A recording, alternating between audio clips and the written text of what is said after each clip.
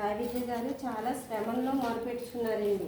ఈ కీర్తనలో చాలా వరకు దావీదు గారు వ్రాసినవే కనుక ఆయన చాలా చాలా దుఃఖంలో ఉన్నప్పుడు, ఆయన శత్రువులు తరుముచున్నప్పుడు ప్రతి ఒక్క విషయంలోనూ ఆయన విజ్ఞాపనలు చేసి ఉన్నాడండి. అందుకనే ఆయన అంటున్నాడు, యెహోవా నీ దిక్కును చూసి నా ఆత్మని ఎత్తుకొనుచున్నాను.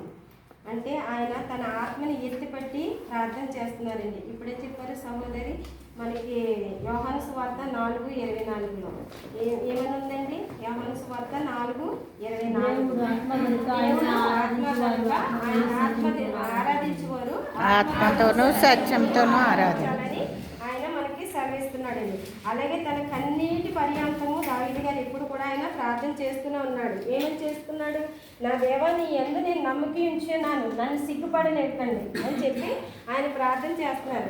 ఎందుకంటే ఆయన నమ్ముకున్న వాళ్ళని ఎప్పటికీ కూడా యేసయ్య సిగ్గుపడలేకండి. అందుకే 133లో కూడా ఆయన మాట్లాడుతున్నాడు, యెహోవా నీ దోషములను కనిపెట్టి చూసిన ఎడల ఎవడు నిలవగలడు. అంటే ఇది మనకి ఎందుకు చెప్తున్నాడు అంటే అండి, దావీదు కీర్తన 25:7 అధ్యాయంలో చదవండి, 7వ వచనం.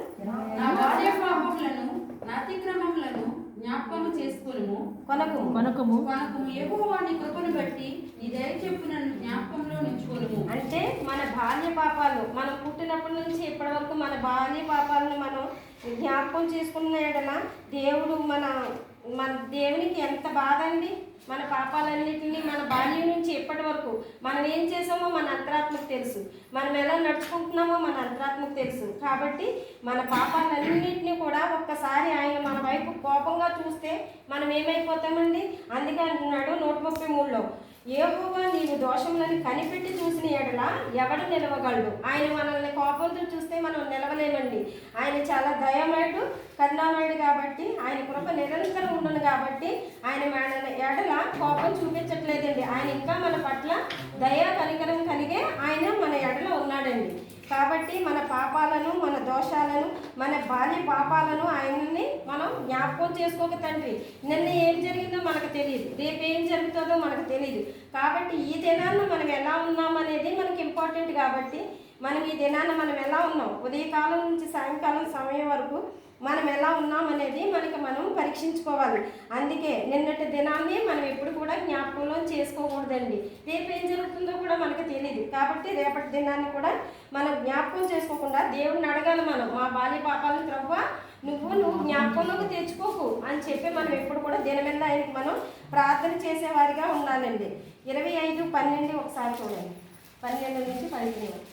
25 యెహోవా యందు భయభక్తులు గలవాడెవడో వాడు కోరుకొనవలసిన మార్గమును ఆయన వారికి బోధించును. 15 వచ్చింది. అతని ప్రాణము నెమ్మదిగా ఉండును, అతని సంతానము భూమిని స్వతంత్రించుకొనును. యెహోవా మర్మము ఆయన యందు భయభక్తులు గల వారికి తెలిసి ఉన్నది. ఆయన తన నిబంధనను వారికి తెలియజేయును. నా కనుదృష్టి ఎల్లప్పుడూ యెహోవా వైపునకే తిరిగి ఉన్నది. ఆయన నా పాదములను వలలో నుండి విడిపించును. యెహోవా యందు భయభక్తులు గలవాడెవడో వాడు కోరుకొనవలసిన మార్గమును ఆయన వానికి బోధించును. దేవుని యందు భయభక్తులు కలిగి మనం జీవించామనుకోండి, మనం ఏది అడిగినా మనం పొందుకోగలుగుతాం.